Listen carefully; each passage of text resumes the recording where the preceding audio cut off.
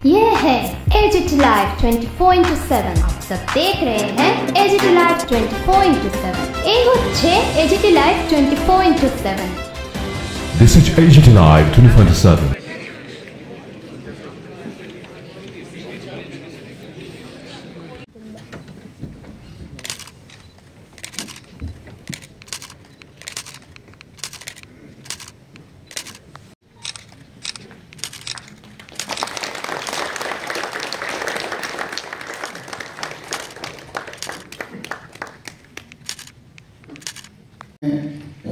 আপনারা যেভাবে কাজ করছেন এবং আমাদের কাছে এত বড় একজন ব্যক্তি, এত বড় মানে প্রখর আমি বলবো একজন লেখক কবি, উনার আজকে এই 100 বছরের জন্মদিনে আমরা অনেক কিছু কিন্তু শপথ নেওয়া উচিত।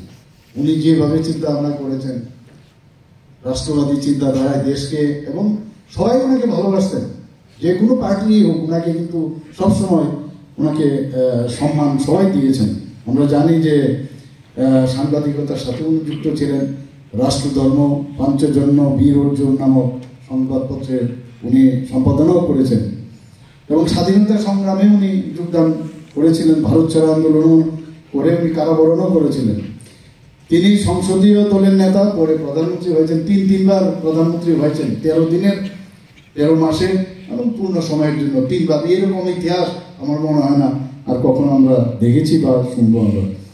শ্রী বাজপেয়ীজি, আমাদের বাজপেয়ীজি 10 বার লোকসভা এবং 2 বার রাজ্যসভার সদস্য হিসাবে নির্বাচিত হন এবং 1975 থেকে 1977 সাল পর্যন্ত যখন জরুরি অবস্থায় তিনি তীব্র বিরোধিতা করেন এবং এর ফলস্বরূপ ওনাকে জেলেও যেতে হয়েছিল।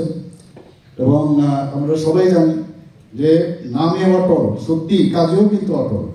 আমরা যখন সফল পরমাণু পরীক্ষা এবং কার্গিল যুদ্ধের সময় আমরা ওনার দৃঢ় সংকল্প আমরা দেখতে পেয়েছি এবং ভারতকে একটা অগ্রণী রাষ্ট্রের মধ্যে উনি সেইভাবে প্রতিষ্ঠিত করেছিলেন।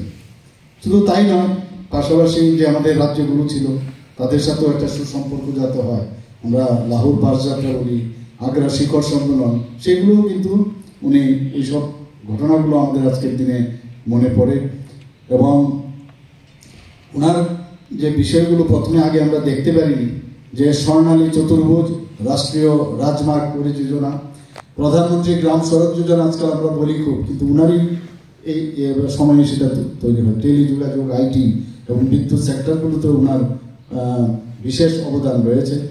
শুধু তাই নয়, 3টা রাজ্য, ছত্তিশগড়, ঝাড়খণ্ড এবং উত্তরাখণ্ড, 3টা রাজ্য ওনার সময় কিন্তু গঠিত হয়েছিল এবং তুখোর সুবক্তা ছিলেন। আমরা সবাই দেখি, এখনো মাঝে মাঝে আমরা আপনার ইউটিউবে যদি দেখি বা টিভিতে আমরা দেখতে পাই। এবং উদার মানুষের ব্যক্তিত্ব ছিলেন, অত্যন্ত সজ্জন ব্যক্তি এবং রাজনৈতিক জীবনে এই ধরনের ব্যক্তি কিন্তু সাধারণত দেখা যায় না। আমরা ডাক্তার রাম মনোহর লোহিয়া, ওনার যে হিন্দি প্রেমের খুব প্রশংসক ছিলেন এবং ওনাকে শ্রী চন্দ্রশেখর জি, প্রাক্তন প্রধানমন্ত্রী, ওনাকে বলতেন গুরুদেব বলে সম্বোধন করতেন। কথাগুলো না বললেই নয়। এবং মানে সর্বশ্রেষ্ঠ সাংসদ হিসাবে উনি পুরস্কৃত হয়েছিলেন। এবং ওনার আজকের দিনে আমরা জানি যে জন্মদিন এবং ওনার যে স্বপ্ন, যে দুর্নীতি নির্মূলীকরণ, সেগুলো নিয়ে আমরাও আগামী দিন আমরা উনি যে মার্গদর্শন দিয়েছেন সেইভাবে আমরা কাজ করব। এবং সুশাসন মানেই আমরা জানি যে জনকল্যাণের জন্য আমাদের কাজ করা উচিত।